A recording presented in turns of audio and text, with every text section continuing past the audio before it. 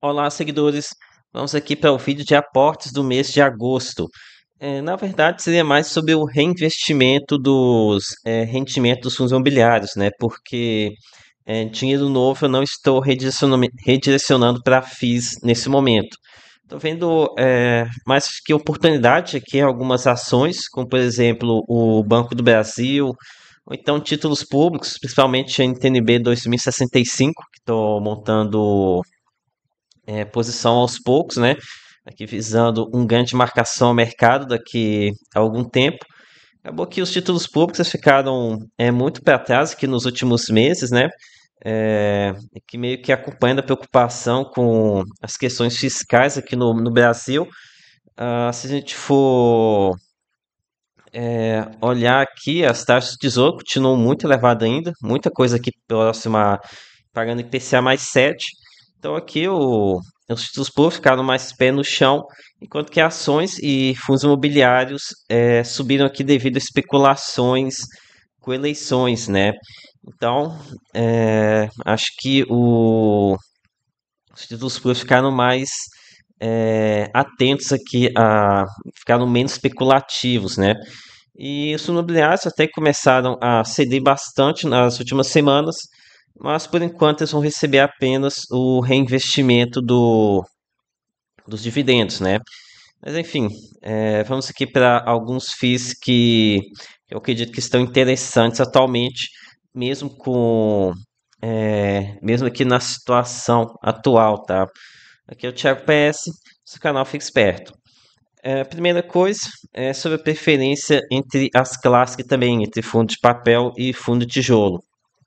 Atualmente eu tenho dado preferência aqui na alocação em fundos de papel CDI ou fundos de papel IPCA que vão conseguir manter um bom patamar de distribuição mesmo com a inflação baixa.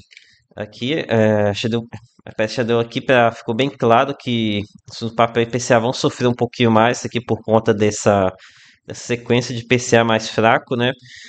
Aqui no mês de julho vocês não viram tanto assim, porque teve bastante dias úteis, acabou que o componente de juros compensando o fator correção monetária. Mas enfim, nesse momento aqui tem evitado fundos de papel IPCA sem muita reserva que não faz linearização. Também tenho evitado fundos de tijolos devido à maior acessibilidade deles aos juros futuros e turbulências no mercado. E aqui lembrando que eu possuo um perfil bem ativo na minha carteira, né? Tentando extrair o máximo possível, a máxima rentabilidade possível. No entanto, aqui nos vídeos de aportes eu tento falar aqui principalmente para o público holder, né? Pois já tem aqui os vídeos de barganhas vaciladas aos domingos, que eu já me comunico com o público trader. Então, todos os fundos que eu comento aqui nos vídeos mensais de aporte, possuem fundamentos excelentes e seriam aqui fundos eu acredito que seriam boas opções para ir comprando com recorrência e manter por tempo indeterminado. Agora sim, acho que exagerei um pouquinho demais na introdução, mas vamos falar aqui de fundos na prática. Primeiro vou falar de fundos de papel, depois comento algumas oportunidades que eu estou vendo aqui em fundos de tijolos. Começando aqui pelas figurinhas repetidas do canal, sinceramente eu não entendo porque tem que ser negociado aqui nesses preços. Primeiro, CYCR11 deu aqui um pequeno recuo no último rendimento, né? Deu uma queda aqui para 10,6 centavos. Deixa eu abrir aqui. Lá, Clube FI, não me atrapalhe. Aqui 10,6 centavos. O que, se realmente for esse aqui é o rendimento com inflação baixa, então tá excelente, né? 1,25% ao mês. Com uma com um mês de defasagem, que no caso pegou 0,6 de maio, tá excelente, né? Pelo amor de Deus, isso aqui praticamente 1% ao mês de juros reais. Então, e esse 0,26 aqui para em termos de Brasil se ainda 2 meses seguidos é quando caiu um raio no mesmo lugar, né? Então, para mim, a minha expectativa de pensar no Brasil é bem maior do que isso daqui, tá? Então, para mim, se a gente tem que ver aqui ainda qual que foi o resultado do fundo, mas para mim tá excelente, tá? Esses 10,6 tirando aqui 1,25% ao mês. E sempre no CR11 é um fundo que é meio high yield, meio middle risk, tem muita exposição à obra, né? Mas a gente está lidando aqui com a Cirela, né? E eu acompanho aqui esse fundo bem de perto, posso dizer para vocês que a estruturação é bem forte, que as estruturas são CRs muito bem estruturados. Ah, outro fundo aqui que é figurinha repetida no canal é o fundo Maná 11, o hedge fund da Manati. É o hedge fund, mas meio que se comporta também como um fundo de papel. Aqui, como vem dizendo, o fundo aqui com uma consistência excelente, né? Aqui, esses 11 centavos que eu acredito que eu consiga manter até o final do ano, e gerando 1,27%. Aqui é um fundo com mais CDI na carteira, né? Então pode ser que tenha aqui uma queda do rendimento em 2026, mas ainda assim acho que uma excelente oportunidade. Ok, agora vindo aqui para outro fundo fundo de papel que eu gosto bastante também, RBRY11, o fundo high yield da RBR. Que eles colocam como high yield, mas se for olhar bem, é mais como um fundo middle risk, tá? Aqui esse aqui, o fundo ele tá caminhando para ser um FII exclusivo CDI, então vai continuar pagando bons rendimentos aqui por algum tempo e está sendo negociado com desconto, né? Que 4% não é grandes coisas, também não dá para esperar descontos elevados em fundos indexação a CDI. A DataCon dele ainda não divulgou aqui referente ao mês de julho. Normalmente que vocês se estiverem assistindo, já vai ter saído. Aqui deve soltar no meio da semana e o rendimento sai na segunda. E que no caso pagou 1,15 em junho, mas eu acredito na possibilidade até de aumento do rendimento. Então, RBRY11, apesar de não ser um fundo muito comentado pelo mercado, inclusive por mim, não sei porque o pessoal não tem muita demanda pelo fundo, mas é uma excelente opção, tá? Ah, ok, outro fundo aqui é, que eu tenho visto que acho uma excelente oportunidade tanto para trade como para o holder. Fundo BINC11. Esse aqui é o FII Infra do Bradesco. Então aqui mais um fundo com bastante CDI na carteira, que pagando muito bem. Esses 1,38 aqui não projeta esse valor aqui para os próximos meses. Realmente que tem a ver com a alta quantidade de dias úteis e a questão de marcação de crédito, de grande marcação ao mercado. Mas mesmo assim, acho que o fundo consegue pagar aqui um valor bem elevado, aqui 1,15, talvez 1,20, sem muita dificuldade. E aqui é um fundo bem tranquilo, né? No caso, a gente está lidando com um fundo ultra high grade aqui de bancão, né? Várias empresas aqui listadas em bolsa, a Egea, Ecorodovias, CCR, Localiza, então muita coisa aqui, Tentos, muitas empresas aqui listadas em bolsa. Então aqui a gente tem um baixo risco de crédito com exposição a CDI, ainda por cima com um fundo descontado.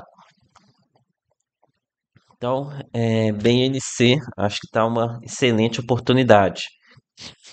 É, outro também aqui em fundo de papel CDI, também o FIINFRA seria IFRI11, aqui o FIINFRA CDI do Itaú. Esse aqui é o fundo que até comentei no vídeo de barganhas vaciladas desse domingo. Acreditar que o mercado está aqui no drama aqui por conta do problema que teve no irmão mais novo, mais velho dele, o IFRA 11, que seria o FIINFRA IPCA. Então, por aqui é o seguinte, aqui fica interessante para o trader, porque acredito que esse rendimento de 1,75 ainda deve perdurar por mais algum tempo. O gestor fala em estabilização, mas sei lá, eu tenho a impressão de que esse 1,75 vai durar mais um tempo, então seria interessante para o trader, mas para o holder também, tá? Porque acredito que o fundo consiga entregar aqui um bom rendimento, talvez 1,15, 1,20% ao mês, mesmo depois que passar esse período em que ele está pagando o rendimento que não teve aqui no mês de abril por questões contábeis. O fundo era regime caixa e agora mudou para regime contábil, então fica mais fácil de fazer distribuição. Então aqui eu acho que uma boa opção tanto para o trader quanto para o holder e Free 11, que mais uma opção descontada para se expor ao, ao CDI.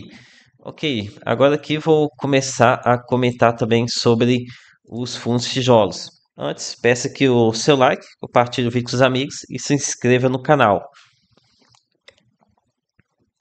Ok, aqui um primeiro que eu vou comentar no tijolo vai ser HTMX11, o fundo de hotelaria do BTG. Então, eu tinha, por bastante tempo, eu tive um pouco de preconceito aqui com esse fundo, muito por ser de hotelaria, né? Mas isso aqui era uma visão que eu tinha no anteriormente, quando eu ainda não era influenciador, eu tinha trabalho CLT, mais o canal, então eu não conseguia fazer um acompanhamento tão legal. Ainda por cima havia muita especulação aqui no fundo por conta das distribuições de rendimento.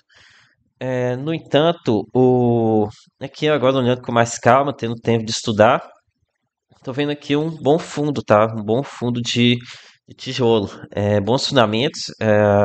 Que o fundo tem, acho que são quantas aqui? 779 unidades hoteleiras. Então, um fundo bem diversificado, está bem posicionado aqui em regiões de alta demanda, né? Aqui a região Vila Olímpia, Itabibi, a Chucre Zaidan. Então, aqui está muito bem posicionado aqui no mercado de São Paulo e acho que é uma boa opção para holder. Só tem que tomar cuidado com a hora da precificação, tá? Porque é um fundo que gera muito ganho de capital. Então tem alguns momentos que ele vai fazer distribuições muito elevadas, R$ 2 por cota, R$ 3 por cota, uns 2% ao mês, né? Igual aqui aconteceu em 2023. Então pode acontecer do mercado colocar uma precificação muito elevada no fundo e você acabar pagando caro. Então, acho que é um bom fundo para holder, mas que você tem que tomar cuidado para não ficar pagando muito caro, tá? Tem que levar a precificar ele pelo seu rendimento recorrente.